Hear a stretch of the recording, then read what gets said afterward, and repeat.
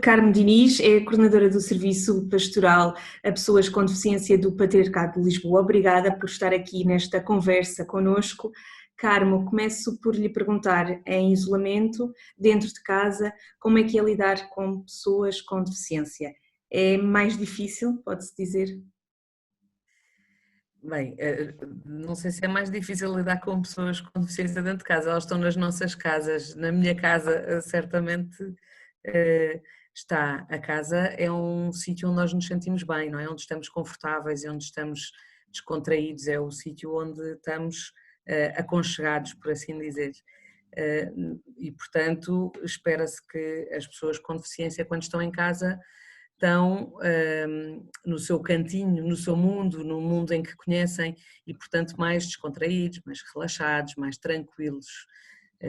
Quando juntamos aqui a variável tempo, que é muito tempo, a casa se calhar passa a ganhar uma dimensão de maior confinamento e a vontade de sair, de encontrar outras pessoas, pode colidir um bocadinho com este sentimento de à vontade e de aconchego que a nossa casa nos traz. Carmo, além do tempo também, mais tempo com toda a família em casa. Sim, sim, eu para além de trabalhar no serviço, tenho uma família grande, somos 7 em casa, e o mais novo é deficiente profundo, como penso que saberão. Muito tempo em casa, ainda no início do estado de emergência, ainda sem plano, não é? Só neste aconchego, às tantas percebemos e sentimos todos que o sentimento do confinamento começa a ganhar uma dimensão um bocadinho mais ou maior do que nós esperávamos. E, portanto, começamos a sentir a necessidade de organizar o nosso tempo. Isso é um desafio muito grande quando o espaço é limitado e o número de pessoas também é grande. Passámos a uma primeira fase em que estamos só de fim de semana ou estamos só de férias, não é? E, portanto, estamos habituados a estar mais tempo em casa para uma necessidade de nos organizarmos no tempo e no espaço para não estarmos sempre em colisão uns com os outros. Este serviço pastoral também foi pensando nessas necessidades que estavam a ser necessárias à família da Carme, mas de certa muitas outras famílias com pessoas com deficiência, que colocou online, que disponibilizou aqui um apoio espiritual, psicológico e logístico. Quer dar-nos a conhecer este apoio, Carme? Sim, este apoio vem de uma colaboração com a Pastoral da Família e com a Cáritas Diocesana, que se concentram na Fundação Famílias com Vida. A Famílias com Vida já apresentava um serviço de apoio e de acompanhamento às famílias com vários tipos de necessidades e não é exclusivo das pessoas com deficiência. O serviço vai trazer esta nova forma de olhar também para as famílias. E a Fundação Famílias com Vida acolhe, tem um conjunto extenso de orientadores familiares que são formados na Universidade Católica e estão preparados para dialogar com as famílias, perceber a dificuldade ou não é só dificuldades, mas as questões que se lhes colocam e em conjunto com a família encontrar soluções que podem ser de imediato supridas pela própria Fundação, podem ser encaminhadas para a Cáritas Diocesana, podem ser encaminhadas para toda a base de dados da Fundação Famílias com Vida. Nós já tínhamos iniciado este trabalho com a Fundação, mas agora neste tempo especial e diferente formulámos a nossa colaboração a abrir o canal do serviço através do e-mail para que as pessoas e as famílias possam contactar com o serviço e falar connosco e, se necessário, depois também serem encaminhadas quer para os orientadores Famílias com Vida e posteriormente para alguma necessidade que tenham. Tivemos um contacto de uma pessoa que precisava de um apoio muito prático e logístico de medicamentos, por exemplo. Outras situações haverá em que as pessoas podem querer um conforto e um diálogo de saber como é que as outras pessoas estão a viver soluções semelhantes. Participámos numa conversa com mães de crianças com deficiência, quando foi anunciado que não iria haver mais escola até ao fim deste ano letivo. As pessoas com deficiência que estão integradas na escola, ficou um bocadinho ainda no ar como é que se vai fazer a integração dessas pessoas. No caso das pessoas de algumas pessoas com deficiência, no caso do nosso filho também, a parte social é muito importante. E então temos estado aqui em experiências de como é que, porque só experimentando é que se pode ver o que é que resulta, não é? Na experiência pela experiência, de participação nas aulas online, que para nós cá em casa tem sido um sucesso. E sei também de outros casos, uns mais fáceis, outros menos fáceis, de acompanhamento das aulas online por parte das famílias das pessoas com deficiência.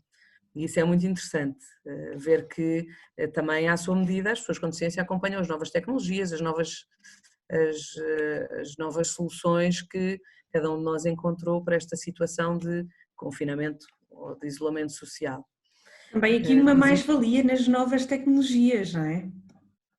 As novas tecnologias foram extraordinárias para conseguir que, de facto, as pessoas estão acessíveis umas para as outras e disponíveis mais tempo. Eu li há pouco tempo um artigo que falava num tema muito interessante, que é, finalmente a sociedade está a viver a questão do confinamento a que as pessoas com deficiência naturalmente são votadas. As pessoas com deficiência é-lhes negado o acesso a muitos sítios, não é? E nós estamos todos a viver na pele o que é não poder ir a sítios, não poder fazer coisas. É muito interessante este paralelo e esta democratização do isolamento que em tempos talvez tenha sido sentida por muitas pessoas com deficiência e que agora todos nós já sabemos o que é, não é?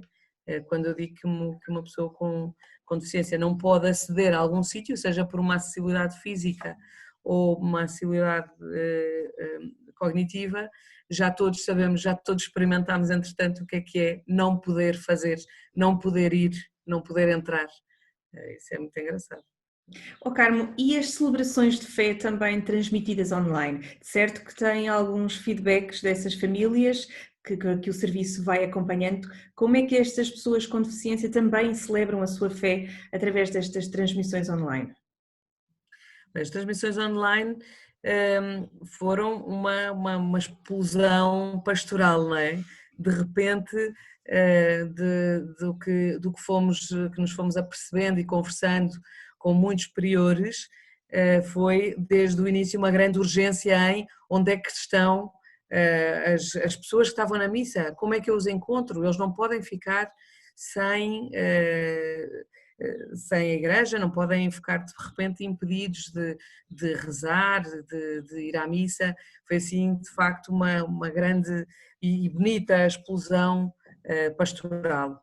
As pessoas com deficiência, estando em casa e acompanhadas pela família, acompanham também estas missas online e muito bem, não só acompanham, como se juntam a grupos de oração e rezam o terço e diariamente em grupos que se foram formando, sei de vários que se foram formando, os movimentos Fé e Luz que acompanho vão promovendo também reuniões através de plataformas como o Zoom. As pessoas continuam-se a encontrar. É mais fácil talvez agora, porque como se retira a logística, porque uma plataforma eletrónica está muito acessível e está muito democratizada neste curto espaço de tempo, é muito fácil uma pessoa com deficiência juntar-se a uma reunião. Tenho reuniões com pessoas com deficiência que os familiares fazem a ligação e pronto, e não precisam de estar. Quando talvez há muito pouco tempo precisavam de transporte, precisavam de uma série de mecanismos para poder participar no encontro. as tecnologias e o esforço pastoral vieram trazer uma possibilidade de participação superior, diria eu, do que no passado, do ponto de vista das pessoas com deficiência, a todas as atividades, o que foi este caminho pascal, o caminho até à Páscoa, extraordinariamente participado e muito rápida a adaptação, não é, das pessoas às novas tecnologias, também as pessoas com deficiência. Deixe-me perguntar, eu falava aqui que agora todos confinados em casa experimentamos também aquilo que as pessoas com deficiência experimentam muitas das horas do dia, fechados em casa. Quando terminar esta fase de isolamento social, quando pudermos sair à rua, a sensibilidade e este caminho que vai sendo feito também para com as pessoas com deficiência, a sensibilidade, o cuidado, o olhar, vai ser diferente? Eu gostava muito que fosse diferente e espero que sim, espero muito que sim. Mas temos aqui eu não, é difícil falar no futuro, não é? O que é verdade hoje, com a situação que estamos a viver, muda para amanhã e muda para logo à noite. Portanto, nunca sabemos. Mas sabemos que as pessoas com deficiência são mais frágeis. E uma grande parte, não se pode dizer todas, mas uma grande parte terá que viver mais algum tempo de confinamento do que uma pessoa mais jovem e saudável. Porque muitas vezes a deficiência também está muito próxima das questões da saúde e, portanto, é natural que exista um prolongamento do tempo de confinamento para pessoas com deficiência. Isso é uma preocupação, não é? Mas da sensibilidade, que foi o que me pergunta, eu espero que sim, sobretudo, talvez seja um dever, quase uma obrigação das pessoas com deficiência de explicarem à sociedade que para eles não foi tão diferente este tempo de confinamento. Isso pode ser uma mensagem muito interessante para passar à sociedade. Talvez a sociedade ainda não tenha pensado nisso, ouço falar nisto nos meios da deficiência, mas é uma mensagem interessante para fora, muito interessante. Saber que já temos aqui mais uma plataforma de entendimento do que é o confinamento e o não poder fazer as coisas. É uma mensagem a passar, claramente. Como coordenadora deste serviço aqui no Patriarcado de Lisboa e para as famílias que ainda não conhecem este serviço, Carmo, neste tempo de isolamento também é uma boa forma, é uma boa altura de conhecerem e de conhecerem também o que o serviço pode proporcionar e ajudar essas famílias com pessoas com deficiência. Quer deixar alguma mensagem? Quero. O serviço é um serviço jovem, nasceu em 2017 e tem muito por fazer. E precisa de ajuda e da participação das pessoas com deficiência e das suas famílias e da comunidade. Temos alguns instrumentos do serviço, nomeadamente as rampas para Jesus, que são um instrumento que pretende ajudar a abrir lugar, espaço, visibilidade, valorização da pessoa com deficiência dentro da igreja.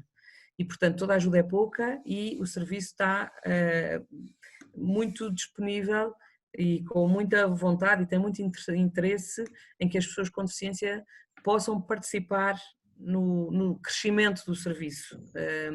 Em primeiro lugar, o serviço foi criado para encontrar este espaço dentro da igreja para as pessoas com deficiência e depois a partir daí crescer, porque a igreja também é evangelizadora e portanto não podemos ficar nunca dentro da igreja, temos que sair para fora também. Gostava muito que as pessoas com deficiência e as suas famílias sentissem que o serviço é o seu serviço, que os serve e que serve a todos também. E esse caminho tem que ser feito em conjunto, porque senão não vai ser útil para ninguém.